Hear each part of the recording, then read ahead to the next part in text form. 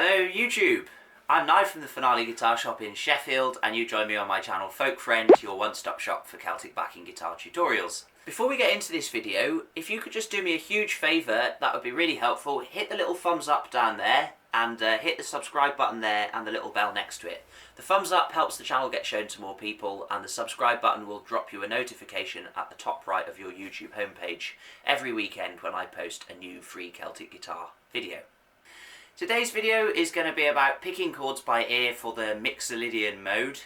The mixolydian mode is an interesting one. It crops up a lot in Celtic music. It's my favourite mode by far. It's got this kind of bluesy, cheeky feeling to it, and that is because compared to the Ionian mode, otherwise known as the major scale, the mixolydian has a flattened 7th note. So instead of your scale going like that as it would in the major key, in mixolydian it goes, and that's your flattened 7th there. So that gives you a kind of very cheeky dominant 7 chord type feeling. When you're first listening to a tune and you want to work out whether it's major or mixolydian, hopefully you'll get the feel for it quite quickly. But what you tend to find is that to make it very clear that the tune is mixolydian and not Ionian, whoever wrote the melody will have used that flattened 7th note in the key quite a lot. So you should find there'll be quite a lot of dominant beats with that flattened 7th note on, and that'll hopefully clue you into the fact that it is mixolydian and not Ionian. Now in this video I'm going to be examining a modern tune actually, which was written by Brian Finnegan, who famously started Flook. He's also done lots of solo material which is really good, and played with lots of other great bands as well. The tune is called Donegal Lass, and it's in the key of A mixolydian. If you don't know what the modes are, really I suggest that you learn a little bit about them if you want to become a good Celtic backing guitarist. It's honestly one of the most useful bits of music theory that you'll ever learn.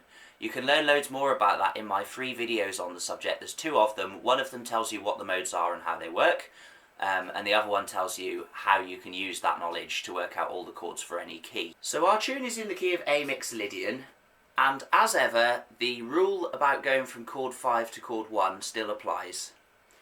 A mixolydian starts on A. Our chord 5 is going to be E minor, round here. 1, 2, 3, 4, 5. And our chord 4 is going to be D major. So what you'll find is your tune will start on A to let the listener know we're in A. The tune will probably end on A as well to let the listener know we've come home again to A.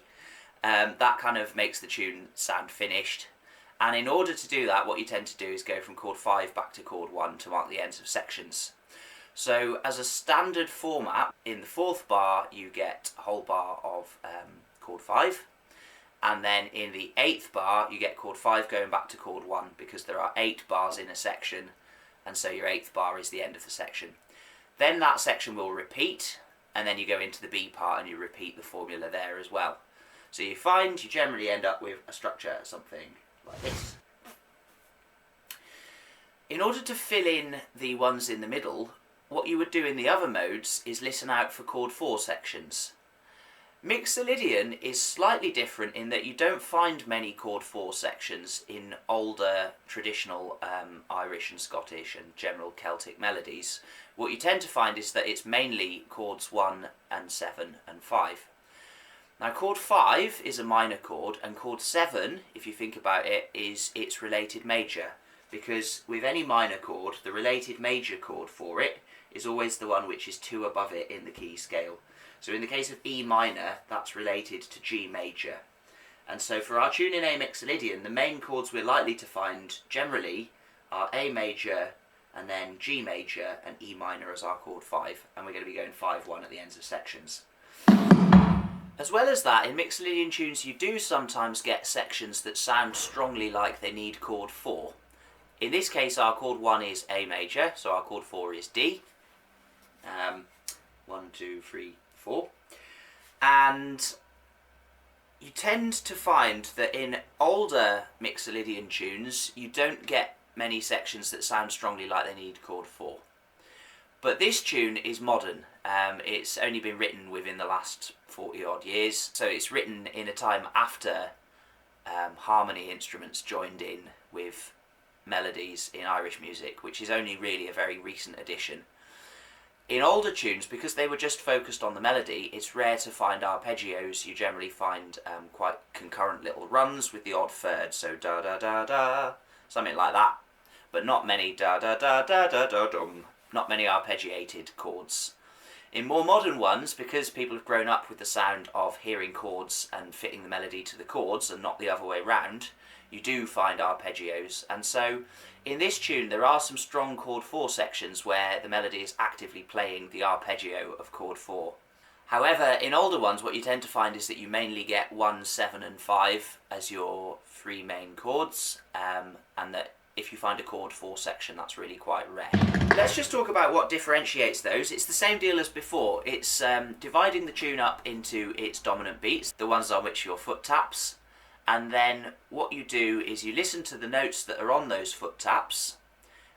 If the notes are predominantly notes from chord 1, so in this case, those are the notes of our A major triad. We've got A, C sharp and E. So if you're hearing predominantly those notes on the foot taps within a bar, then it's probably a chord 1 type section. Your chord 5, we've already discussed where that goes, and if you hear a chord 4 section, then it'll be predominantly the notes from chord 4, which is D, F sharp and A. Obviously A is in chord 1, so basically D and F sharp. If you hear D and F sharp on the dominant beats in a bar, probably a chord 4 section. So let's just have a little listen through to our tune. It starts out like that. You can very clearly hear that is A because it starts on an A arpeggio with 1 extra note at the end. But the dominant beats on it, da da da dum, all out of an A chord, and you can really do this by ear. You know, you don't have to be looking at the sheet music working out what the notes are on the dominant beats. You just listen to it and go, that feels chord 1y. We're kind of on a level to start with. What you'll find in mixolydian is, if there's a section which isn't chord 1, you get your chord 7 sections sometimes in the tune. Those are going to be the most common ones to listen out for, and you get a real feeling like ka-chunk. It's like it's gone down a level. So this tune goes in the next bar like that. So we were here, ka-chunk. There's my chord 7 kicking in there. In the next bar of the tune we get like that. Now that is a chord 4 section, and the way that I kind of feel for chord 4 in mixolydian, chord 7 or chord 5 is a drop down. It's a sort of step into the darkness, if you like, and then if you're back on your level in the middle, chord 4 is like a, the grass could be greener over there kind of thing. So with this one I get this kind of, things might be okay later. Things are all good. Kind of getting worse, but maybe it'll be okay tomorrow. That's kind of how I feel the sections. So our framework for the first couple of bars of the tune is something like this. We've got chord 1 at the beginning, then we've got a very clear-cut arpeggio of chord 7, so that's the chord 7 section, and then we've got a very clear arpeggio of D, which is our chord 4, so we've got a chord 4 section there. Now you'll notice there's actually a D instead of where our chord 5 should be here, and that is extremely unusual. That, I would say, is because this is a modern tune. It doesn't obey the sort of more traditional conventions. Almost always in the more historical ones you'll find that chord 5 goes there. The next little bit, however, the second line of the A part goes again, and then, so there we've got just a lot of A, and then our chord 5 going back to chord 1, and that makes the section sound nice and finished. So that is your kind of framework. There is a real cheeky little trick which people use in the mixolydian mode, and this tune actually exemplifies it. What you tend to find is, throughout the tune, there will be a flattened 7th in the melody, and that's what gives it its characteristic flavour, makes it sound cool. However, when you get to the very last bar of a tune, chord 5 being minor and then coming back to chord 1 doesn't sound very finished. it sounds more finished if you make chord 5 into a major chord. Now the reason for that is because the major 7th is a very unstable note. If you play a major 7th next to a root note, it's really very uncomfortable. It wants to resolve back to the root note again.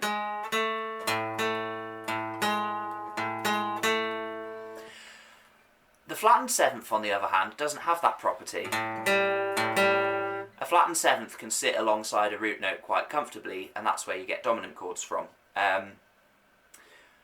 So what people tend to do to make a tune sound finished is just usually in the final bar of a section, they'll change the flattened 7th back into a major 7th so that it wants to resolve back to chord 1, and that makes the section sound nice and finished. What that means for you as a backing guitarist is that you're going to have to listen out really carefully when you get into the ends of sections in the mixolydian mode, and just make sure that you're confident that the tune has or hasn't done that. So in this tune it does actually do that. At the very end of the A part it goes, and that there is my major 7th G sharp. If it was still mixolydian it would sound like that with the flattened 7th. What that means then is that you are going to have to change your chord 5 from a minor chord to a major chord. And the reason for that is, if you think about our root scale, which is A, our 7th note is G sharp, and the 5th chord in our A mixolydian scale is an E minor chord, and that chord is made up of 3 notes. So those 3 notes are E, G, and B. Now G is our flattened 7th in the key of A mixolydian, and we've just said that that G is going to change to a G sharp for the last bar.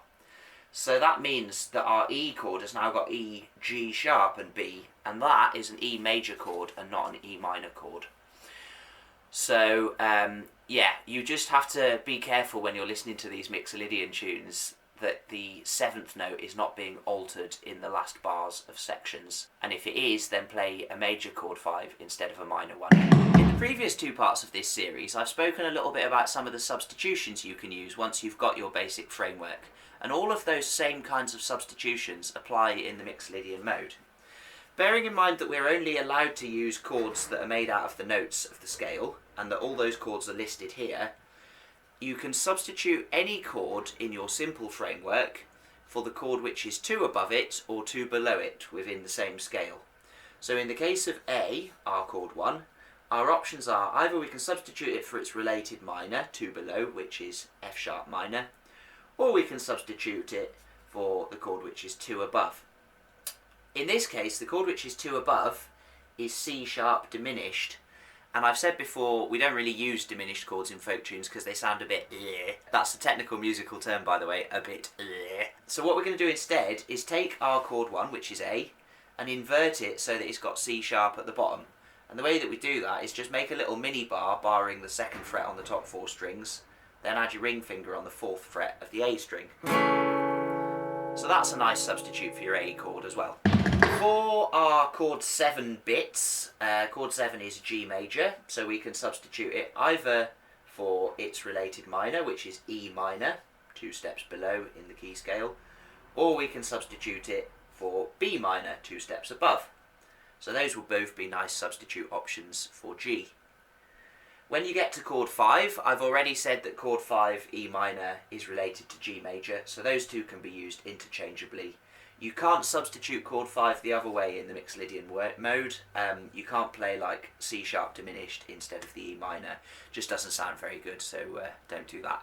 Finally then, our chord 4, if you've got a section that sounds strongly like it needs chord 4 is D, so you can substitute that either for its related minor 2 below, which is B minor, or you can substitute it for the chord 2 above, which is F sharp minor, and either of those should, in most contexts, sound pretty cool. Unlike the other videos in this series, I'm not going to go through and demonstrate all the possible options, but you can go through the simple framework there And playing along with the play along video, which you can find on folkfriend.co.uk, you should be able to work out loads of possible permutations of that. There are also 3 different versions listed on the video there as well, on screen as the tune plays through. And it does have a write-up as well for every single one of those, so you can see why they work and what your other options might be, and then take those away and apply them to your own playing. So that's it from me for this video. I really hope this has been helpful to you and that you're going to go out as soon as sessions are back on and have loads of fun playing along with mixolydian tunes using these tips. If you have enjoyed this video, hit the little subscribe button and hit the bell next to it. You'll get a free tutorial from me every weekend. Next weekend I'll be finishing my How to Pick Chords by Ear series by having a look at the Aeolian mode, the last one that's left for the Celtic mode selection. Check out folkfriend.co.uk as well. There's absolutely loads of free videos on there for you, and the whole pack of 20 play-alongs which you can practice playing along with on-screen guitar chords, and explanations for why they work as well. So thank you very much for watching. I'll see you all very soon for loads more Celtic guitar.